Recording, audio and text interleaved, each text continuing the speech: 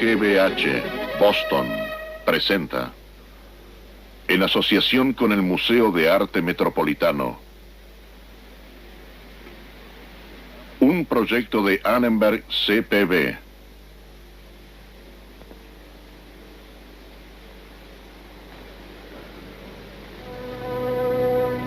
Se la denominó la Segunda Roma.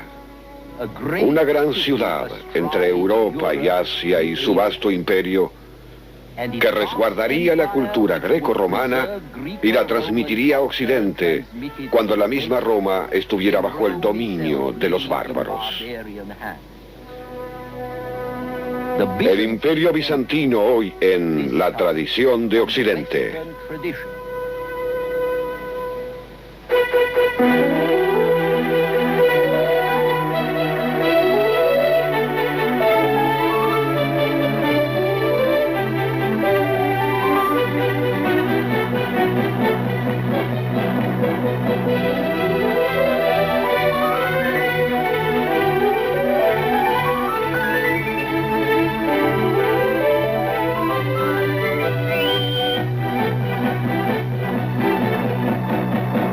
La tradición de Occidente. Y ahora el profesor Eugene Weber de la Universidad de Los Ángeles en su viaje a través de la historia de la civilización occidental. El poder del Imperio Romano del Oeste duró 5 siglos. El poder de Babilonia y Asiria, bastante menos. El Imperio Persa demoró 3 siglos antes que Alejandro terminara con él. Y el Imperio Británico duró unos 2 siglos. Pero el Imperio Bizantino sobrevivió mucho más que cualquiera de ellos. Solamente Egipto lo superó. La palabra bizantino viene de Bizancio, la vieja ciudad griega sobre el Bósforo, donde luego se asentó Constantinopla, capital del Imperio Romano de Oriente. Los bizantinos denominaban Rumania a sus tierras y se decían a sí mismos romanos. Y su imperio fue durante muchos siglos la única potencia civilizada en toda Europa. Así como atribuimos a Augusto la creación del Imperio Romano, del mismo modo atribuimos la creación del Imperio Bizantino, que fue la Segunda Roma, a Constantino el Grande, quien trasladó la capital del imperio a la ciudad que llevaría su nombre, y quien hizo del imperio un imperio cristiano, y del emperador un ser tocado por la mano de Dios. El Imperio Bizantino copió y preservó gran parte del arte clásico y la literatura de la ley romana que hemos heredado. Y la importancia del imperio para la Europa occidental es aún mayor porque fueron los misioneros bizantinos y el prestigio bizantino los que civilizaron y cristianizaron a los esclavos de Occidente, desde el Báltico hasta los Balcanes, y aún más allá. Por ejemplo, esta medalla esmaltada del siglo XI es originaria de Georgia, que ahora forma parte de la Unión Soviética. Constantinopla comenzó a ser capital del Imperio Romano en el año 330 y sobrevivió hasta 1453, cuando la conquista turca puso término a una tradición imperial y comenzó otra dándole el nuevo nombre de Estambul. Pero fue un largo camino el que recorrió mientras duró. Durante estos más de 1000 años, los bizantinos conquistaron y perdieron varios imperios. En el siglo VI se recuperó de los godos el imperio balcánico. Se creó un imperio mediterráneo luego de una larga y dura guerra, también contra los godos. Y se reconquistó de los vándalos el imperio africano. Pero el imperio africano y gran parte del Medio Oriente se perdieron con los árabes en el siglo VII. La mayor parte del imperio mediterráneo se perdió más o menos en una misma época, y el resto entrando en el siglo XI. Y el imperio balcánico se perdió y recuperó parcialmente en el siglo IX. El problema de Constantinopla, representado aquí como una figura clásica, fue que su tradición era romana. Podemos afirmar que esto es romano debido al yelmo y a la vestimenta militar. El sueño imperial de Constantinopla era el del antiguo imperio mediterráneo romano, que no estaba en buena posición para gobernar, si tenemos en cuenta los problemas de tiempo y escala, que aún para Roma eran demasiado difíciles de manejar. Una nave promedio demoraba de 1 a 2 semanas para cruzar el Mediterráneo de norte a sur, 15 días desde Constantinopla hasta Alejandría, pero demoraba tanto como 2 o 3 meses de este a oeste, por ejemplo, desde Creta hasta Cartago o Cádiz. Así que eran muchos los obstáculos para la realización de las ambiciones imperiales bizantinas.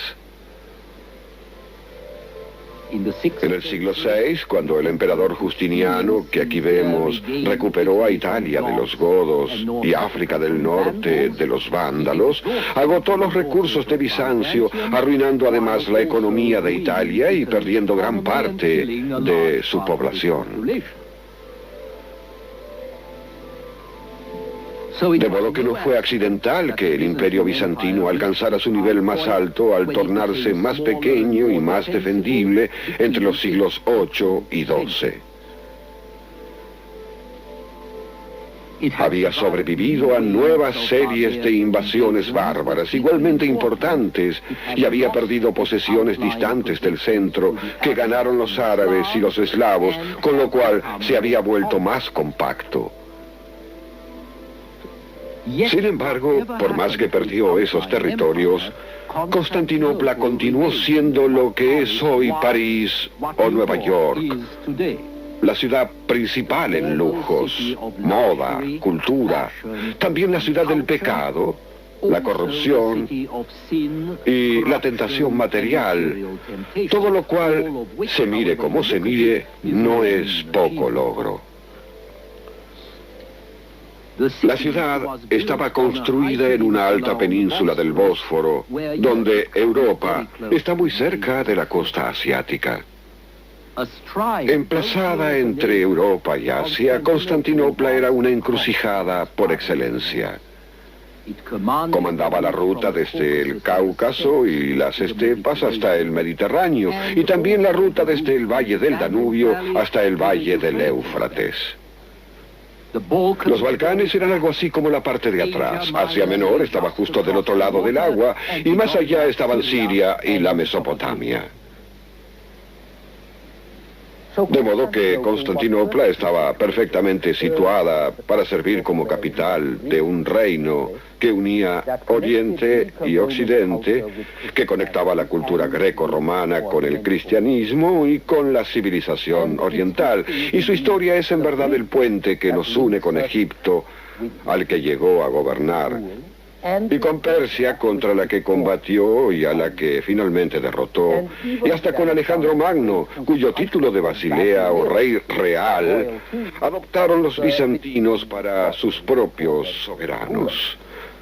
Durante siglos, Constantinopla fue el repositorio de la cultura griega y romana y de la tradición de años anteriores, procedente de Egipto, Babilonia, Atenas, Roma y Jerusalén.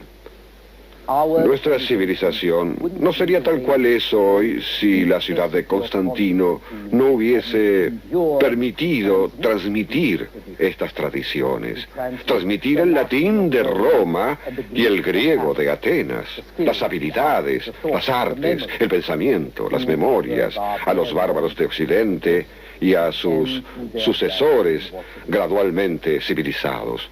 De modo que la supervivencia de la ciudad fue decisiva, pues ayudó a crear nuestro pasado. Quizás el factor más importante de esta supervivencia fue la convicción de que el imperio había sido ordenado por Dios y de que Dios protegía al imperio y a sus benditos representantes. Por otra parte, esta misma creencia religiosa, que se remonta mucho tiempo atrás, explica el tradicionalismo y el gran conservadorismo de Bizancio. Si un Estado se ha fundado por voluntad de Dios, ¿para qué innovar? Un soberano bizantino podría ser destronado, y bien sabe Dios que los hubo bastantes, por homicidio, como aquí vemos, o revoluciones palaciegas, o rebeliones en la ciudad. Pero un cambio de emperador no significaba cambio de política, excepto en detalles menores, porque cambiarla habría sido algo así como cambiar de fe. Y así, con el beneplácito seguro del cielo, el soberano bizantino y su estado eran ambos defensores de la fe.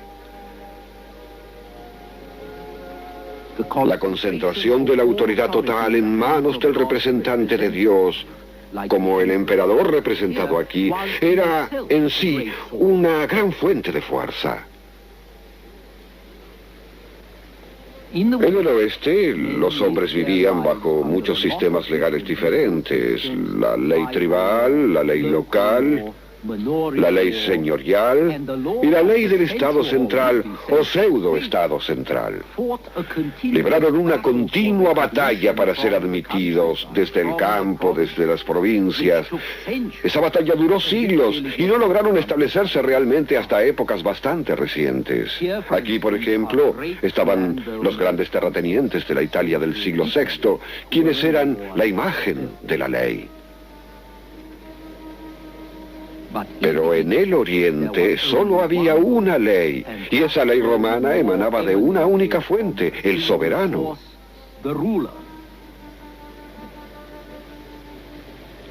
Hasta las decisiones de los concilios de la Iglesia requerían la aprobación del emperador. A esto se lo denominó césaropapismo, un sistema político en el que el jefe de Estado es también amo de la Iglesia. Y el patriarca, el obispo de Constantinopla, vivió a la sombra del palacio imperial. Cuando murió Constantino en el año 337, con su heredero lejos de Constantinopla, los restos embalsamados del emperador fallecido continuaron gobernando el imperio durante todo el verano, el otoño y el invierno, mientras los cortesanos le leían mensajes, los ministros preparaban informes y los cortesanos solicitaban audiencias con este. Es importante comprender, no obstante, que hasta esta macabra imagen de un cadáver gobernante tuvo sus raíces en un extenso pasado. Fue simplemente el triunfo de la imagen helénica de la excelsa posición del emperador, una imagen que se había establecido en el Oriente desde épocas de Alejandro, que los romanos habían demorado cierto tiempo en adoptar, pero que el emperador Diocleciano explícitamente reivindicó en Roma a fines del siglo III. Y fue muy útil, ya que le otorgó al imperio bizantino una especie de autoridad y estabilidad que el viejo imperio unificado jamás tuvo. Ya no importaba si el emperador era electo, o si había nacido con dignidad real, o si había usurpado ese poder, porque su trono descansaba sobre bases más sólidas que las que podrían otorgarle los procesos mundiales.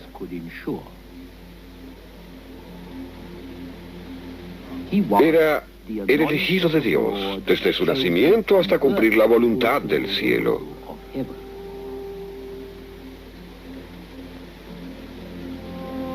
Y como los bizantinos creían que el ascenso al gobierno provenía únicamente de Dios, el trono estaba a disposición de quien quiera que fuese, campesinos o nobles, estudiantes o ignorantes. La única condición era que el soberano fuese un cristiano ortodoxo. León I, en el siglo V, había sido carnicero. El pueblo de Constantinopla solía señalar el puesto donde éste y su esposa habían vendido carne. Justino I, en el siglo VI, había sido porquerizo en el campo, y cuando entró por primera vez en la capital, lo hizo descalzo y con un fardo sobre la espalda. Más tarde, su sobrino abandonó el pueblo natal para reunirse con él. Su nombre era Justiniano y fue emperador en el año 527. Focio, que gobernó en el siglo VII, era un simple centurión. León III, en el siglo VIII, hacía tareas ocasionales. Basilio I, en el siglo IX, campesino, probablemente un pastor de Macedonia. Y Miguel IV, en el siglo XI, era un sirviente de Paflagonia, a orillas del Mar Muerto. Pero una vez que un hombre se convertía en emperador, no había ningún método constitucional por medio del cual pudiese ser depuesto, excepto una revolución exitosa.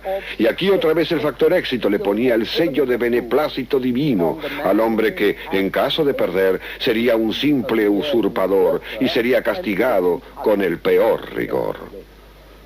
Los bizantinos sabían que Jehová había transferido su favor de Saúl a David. Ellos creían que Dios podía retirar su apoyo a cualquier soberano y que ellos lo sabrían cuando el soberano fuese derrocado. Y con esta creencia, la revolución se incorporó al cuerpo de práctica constitucional. Como dijo el historiador alemán Mommsen, el gobierno romano fue una autocracia templada por el derecho legal de la revolución. De los 88 emperadores que gobernaron en Bizancio durante 11 siglos, más de un tercio fueron usurpadores y otro tanto murió en forma violenta, con veneno, con armas blancas, o estrangulados, o degollados, o por hambre, o torturados hasta la muerte, o simplemente los dejaban ciegos, lo cual se consideraba más humano. Como resultado, es particularmente importante enfatizar la santidad del emperador, su distancia, su intocabilidad. Cuanto más vulnerable era el emperador, mayores eran los esfuerzos para hacerlo parecer invulnerable.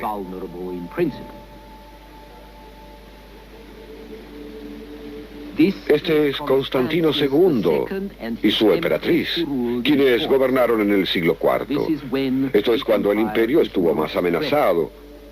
En su época y en los siglos III, IV y V, y esto cuando la posición personal del emperador estuvo menos segura. Esto es cuando las ceremonias imperiales se volvieron más rígidas y aumentó la distancia entre el soberano y sus súbditos. En una especie de drama megalómano espectacular, se pone de relieve el poder, disimulando al mismo tiempo las fallas de ese mismo poder. Esto podemos verlo en los mosaicos del emperador Justiniano y de la emperatriz Teodora. Rígidos y espléndidos, rodeados por sus cortesanos, era una pose reminiscente del más alto poder en el cosmos. Aunque era muy importante que el emperador imprimiera en sus súbditos este sentimiento de divinidad que podría ayudar a resguardarlo de un final indigno, igualmente importante era que impresionara a los bárbaros como amigo o adversario. Esto era más factible, ya que los bárbaros eran menos sofisticados. Así que imaginemos la llegada a Constantinopla de un caudillo bárbaro de las estepas, del desierto o de países subdesarrollados de Europa Occidental. Se encuentra dentro de este terrible laberinto de calles y concentración de gente. Los oficiales imperiales se hacen cargo de él, lo acompañan todo el día, a toda hora, le muestran todo y finalmente lo llevan al palacio para una audiencia con el emperador. Para entrar en el Salón del Trono pasa por una especie de palacio del Mago de Oz, por un laberinto de pasillos, de mármol y cámaras, con muchos mosaicos y telas de oro, ante largas filas de guardianes de palacio con uniformes blancos, ante grandes multitudes de patricios, obispos, senadores, todo esto combinado con música de órganos y coros de iglesia, con eunucos que a ambos lados lo sostienen de las axilas hasta que finalmente entra en el salón octogonal, donde esta figura silenciosa, rígida, completamente inmóvil, está sentada en un alto trono cubierto por paños color púrpura, siendo el púrpura el color imperial y prohibido para cualquier otro. El mobiliario del salón es muy extraño. Hay leones de oro, buitres de oro, pájaros de oro, posados en árboles de oro. Todo se asemeja a una gloriosa juguetería mecánica consagrada a los animales salvajes. Y todo esto puesto en movimiento por la entrada del caudillo. Los animales abren sus fauces, los pájaros abren sus picos y cantan, los buitres silban, los leones rugen y sacuden el rabo, y mientras tanto el visitante debe postrarse. Cuando se levanta, no puede ver ni al emperador ni al trono. Finalmente descubre que el trono de alguna forma se elevó y que el emperador continúa sentado en este, tieso, como pintado o dibujado, pero ahora usando otras vestimentas que las que tenía un momento antes, y por cierto, demasiado alejado para mantener una conversación. El hombre no solo está impresionado, está confundido, está dominado por este esplendor. Acepta luchar por el Cristo romano y por el imperio. Lo mantendrán felices los obsequios, honores y subsidios. Tal vez hasta le den en matrimonio a una princesa bizantina. Ciertamente le enviarán un obispo, que es súbdito del patriarca de Constantinopla, quien apoyará los intereses imperiales.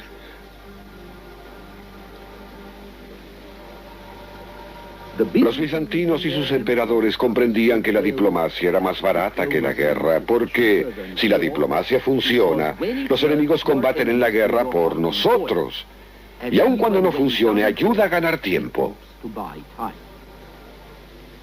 Pero para todo esto se necesitaba dinero, mucho dinero. En el siglo III, recordemos que la administración del Imperio Unido se derrumbó bastante.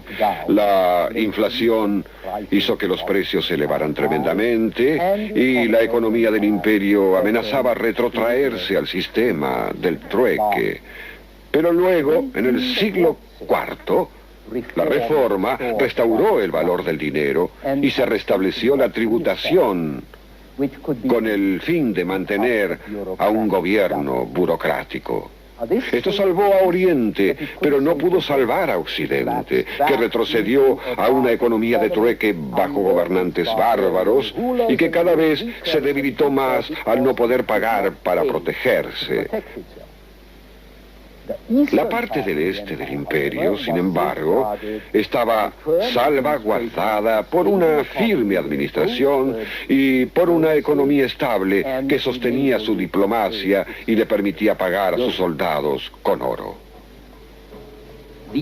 El Oriente, con su facultad de imponer tributos, pudo mantener un ejército y una marina bien adiestrados que podrían proteger al imperio.